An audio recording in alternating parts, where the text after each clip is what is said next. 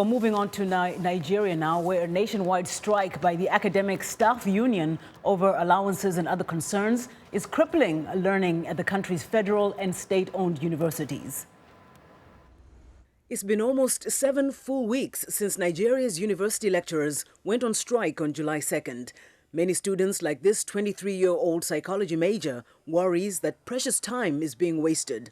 You are now living in a cycle. When you wake up, instead of preparing for lectures, instead of preparing for the day's academic work, you are only thinking of how to do your house chores. So it's been bad. I would like to put it that way. The lecturers are in a long-running dispute with the government over allowances, arrears, and funding for the revamping of higher education. The Academic Staff Union of Universities, or ASU, accuses the government of reneging on a 2009 Memorandum of Understanding signed by both parties. ASU says it is also fighting to increase the annual budget for education. Decades of corruption and inadequate funding have left Nigeria's education sector in crisis. ASU has gone on strike 8 times in the past 20 years. Revitalization of the university system in terms of infrastructure, laboratories, library, addressing the issue of brain drain, both external and internal. External in the sense that we don't want our members to be going outside the country for lectureship and academic job. Internal in the sense that we want the very best to be retained in the system. The university closures have affected millions of students set to write their second semester examinations. The government says ASU's demands are hard to meet. They wanted autonomy, they were given autonomy. They wanted increase in salary, that was given, and some other allowances. This one is called earned allowances. That's what they are fighting for. And you see, you have to earn it you have to earn something to get it. Hundreds of students protesting the government's refusal to meet ASU's demands caused a major traffic jam in Lagos recently. The protests were organized by the Joint Action Front in support of ASU's decision. If we can show government that education is not just about the lecturers and the students, but every other Nigerian, then government will take education much more seriously and accord it its proper place in Nigeria. And once they accord education its proper place, the issue of the incessant strike by ASU and by lecturers and so will be a thing of the past. When this thing started, we believe that ASU have started again. But when we have closer look to their demand, we know that this thing has to do with proper funding of education and the demand that can make our education system a globally competitive education system. So we believe that without pain, there is no gain. Nigerian President Goodluck Jonathan recently approved the release of 400 billion naira, almost 2.5 billion US, for the infrastructural development of Nigeria's universities in transforming them to international standards.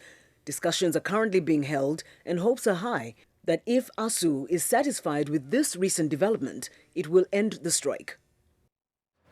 Now, for more on the strike by Nigerian lecturers, we are joined by Sahabo Aliyu of VOA's House of Service. Thanks for joining us today, Sahabo. Thank you. You know, I cannot believe how long this strike has been going. As we speak, is it still going on? The strike is still on.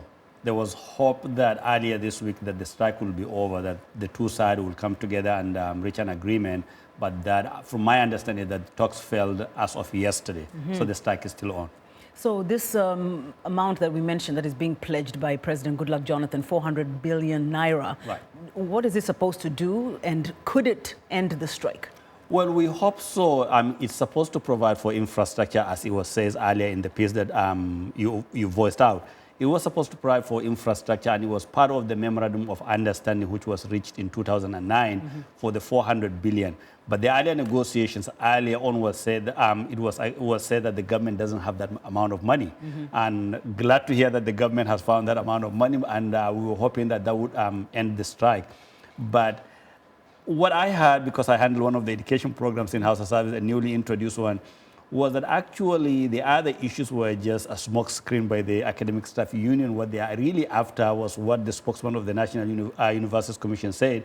They are after an allowances of 192 billion naira. Okay, so this whole thing about better schools and is just a front? It's part of it, but they are sticking. What they want right now is the allowances, according to the minister. Even though I haven't verified that from the academic staff union, but the minister was saying that what they are after now is the allowances. Yeah, which some would argue it's fair. I mean, they do a good job. Yeah, right? True. Well, let's move on a little bit to the impact that these strikes have had on the students. In the piece, we mentioned that 8 times over the past 20 years, but you're telling me it's been more than 8 times. A cursory look, just a check before we came into the studio showed that they have striked since 2007, 2008, 2009, 2011. The only exception until now was 2010.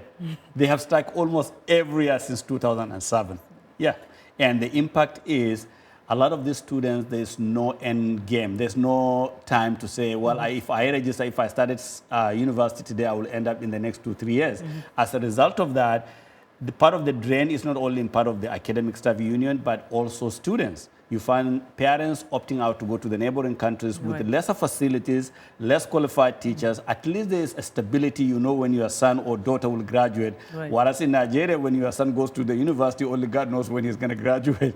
That's one of the impact. The other impact is that these are, you know, they're all saying that empty hands are the workshop of the devil. I mean, these students are home doing nothing. And it's so easy to get these tribes, sectarian tribes that happen either religious or tribal. You find them in there with the insecurity in the country. I mean, who knows what the students can double into? Absolutely. That's part of the implication. Yeah. So you were telling me that it's 61 schools affected throughout the country. 61 universities, except the private universities, 61 universities that are owned either by the state or the federal government. Yeah. So now, do you see this move getting any closer towards the end with this new commitment by President Jonathan? I was hoping so. Actually, I was hoping that this strike would be over by yesterday.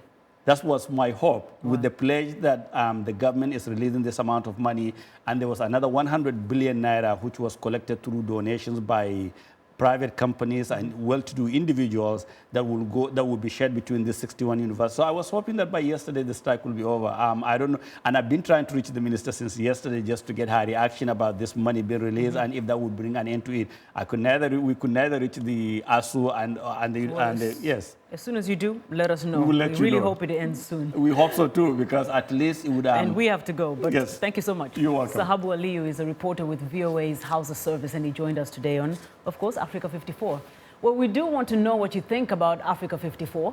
Join the conversation on Facebook. The address is VOA Africa 54, and check out our headlines 24/7 on voaafrica.com. Coming up, another story.